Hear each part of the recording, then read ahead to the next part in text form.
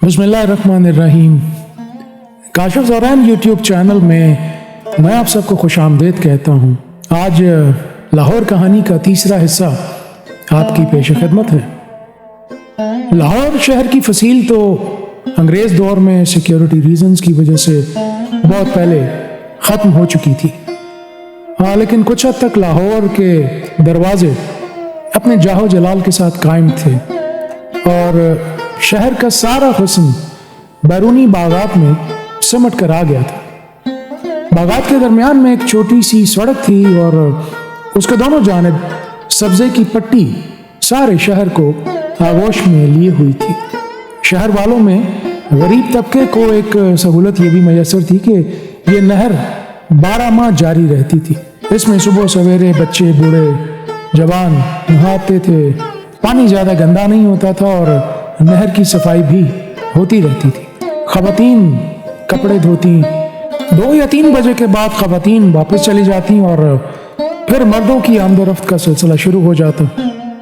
इन्हीं बागों में बच्चे पिल गोलियां, जिसे कैंचे कहा जाता है, अखरोट, कोडियां, गिल्ली डंडा और लट्टू घुमाने के खेल भी खेलते थे।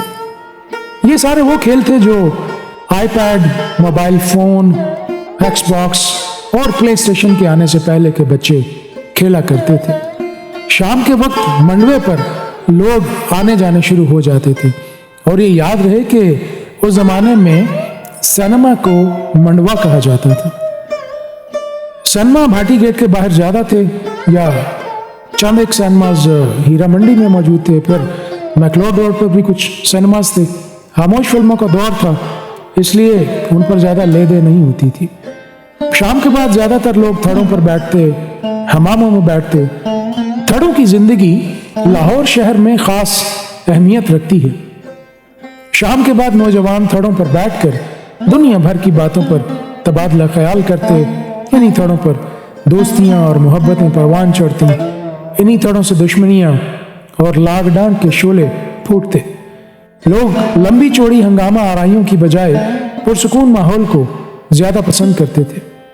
सर्दियों में हमामों की रौनकें बढ़ जाती थी। बैतबाजी, शेर व शायरी, गाना बजाना, दास्तान गोई, थिएट्रिकल कंपनियों का दौर था, इसलिए थिएटर के डायलॉग ज़्यादा बोले जाते थे। रात 1 या 2 बजे के करीब सिनेमा का शो टूटता तो दुकानदारों की बिक्री भी खासी बढ़ जाती। सारी रात शहर खुला रहता। रात किसी भी वक्त आने जाने वालों का तांता टूटता नहीं था। भाटी, लोहारी, शालमी, मोची, जकी गेट, मस्ती, शेरावाला, मोरी गेट, हर दरवाजे के लोग सिनेमा घरों के अलावा हीरा मंडी की जानिब ज़्यादा विजिट करते थे। गैती थिएटर और अजीज़ थिएटर की रौनक, हीरा मंडी की अपनी रौनक, गंदी गली की रौनक। लोग बड़ी सहूलत से, आज़ादी से हर काम करते, घूमते फिरते। मंटो पार्क, हजूरी बाग, शहर के बाहर बागात में करीबन 8वें पहर चहल पहल रहती। सुबह से पहले लाहौर में एक बड़ी रुमानी कैफियत होती। वैसे तो लोग रात भर फिरते फिराते रहते, मगर जो जल्दी सोने के आदी थे वो रात 2-3 बजे जाग उठते थे। सुबह होने वाली होती तो मुसलमान खुदा का नाम लेते हुए मस्जिदों को जा रहे होते। हिंदू राम राम करते हुए दरिया की जानिब रवा दवा होते। हिंदू मर्द औरतें सब मुंह अंधेरे दरिया पर जाते, स्नान करते। अजान शुरू हो जाती। मंदिरों में घंटियां और शंख बजना शुरू हो जाते। ये लाहौर था। पुराने लाहौर के फकीर या मांगने वाले वो आजकल के भिखारियों की तरह नहीं थे। इतने मटेरियलिस्टिक नहीं थे, इतने एम्बिशियस भी नहीं थे, क्योंकि वो आवाज़ लगाते गलियों में घूमते हुए, सब दा भला, सब दी खैर। तो इन्हीं आवाज़ों पर घर में जो भी खाना बना हुआ होता था, वो एक रोटी और एक सालन या चावल, वो उस फकीर को बच्चे के हाथ भिजवा दिया जाता था। और इसी तरह से हर एक दिन का कुछ खास एक स्लोगन जो था वो भिखारियों ने इख्तियार कर रखा था। फिर नजर न्याज की बात करें तो ये सिलसिले मुद्दतों से जारी हैं। मुहर्रम पर 10 दिन तक शिया सुन्नी दिल खोलकर न्याज दिलाते। कुज्जी और ठूठी का बहुत रिवाज था जो कि अब काफ़ी हद तक मफकूद हो गया है। देगें पकती, इमामीन का ख़त्म घर घर दिलाया जाता। शिया नवाब बड़े फराहदिल समझे जाते थे, तासुब नाम को नहीं था। हर फिरके का मुसलमान उनके यहाँ से खाना खाता। सबीलें 9 और 10 मुहर्रम को लगती, यहाँ तक कि 10वीं मुहर्रम को हिंदू भी सबीलें लगाया करते थे। राय बहादुर राम सरनदास मुहर्रम पर अक्सर लाल कोठी के बाहर सबील लगाया करते थे। ये दाता दरबार वाली सड़क से लेकर गामे शाह तक लाल कोठी कहलाती थी। उसके साथ ही मेला राम मिल्स, ये सूती कपड़े की बहुत बड़ी मिल थी। सैकड़ों मजदूर इसमें काम करते। मेला राम का खानदान शहर के बड़े रईसों में शामिल था। नैडो होटल, जहां अब वापरा हाउस है, और फ्लैटीज होटल के सामने भी तमाम तर जायदाद मेला राम के खानदान की थी। मेला राम के बेटे राय बहादुर राम सरनदास के बेटे रूपचंद की शादी हुई तो कई दिन तक लाल कोठी में जश्न का सा समा रहा। राय बहादुर राम सरनदास ने इस मौसीकी की महफिल में फारसी की गज़लें भी सुनी।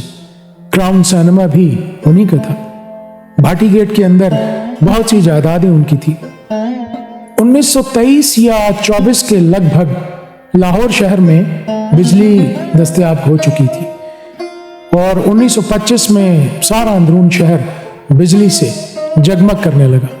शहर की आबादी ज़्यादा नहीं थी, इसलिए रहायशी मकानों की ख़ास किल्लत नहीं थी। हाँ, अलबत्ता बागबानपुरा, कोट ख्वाजा सईद, शाह मीरा, सुल्तानपुरा, ये सब के सब देहात थे। हर तरफ खेत ही खेत थे और छोटी छोटी कच्ची सड़कें थी। इन इलाकों को शहर का दर्जा उस वक्त ज़्यादा हासिल हुआ जब मुगलपुरा में रेलवे वर्कशॉप्स बन गई, इंजन शेड बन गया, वरना गढ़ी शाहू भी शहर लाहौर में शामिल नहीं था। दूसरी तरफ पीर मक्की के पास ईसाइयों का कब्रिस्तान था जो अब भी है। इससे आगे दरिया तक खेत और घने सरकंडे थे। सांदा, नवाकोट दूर दराज के गांव थे। इचरा और मजंग भी कस्बे थे।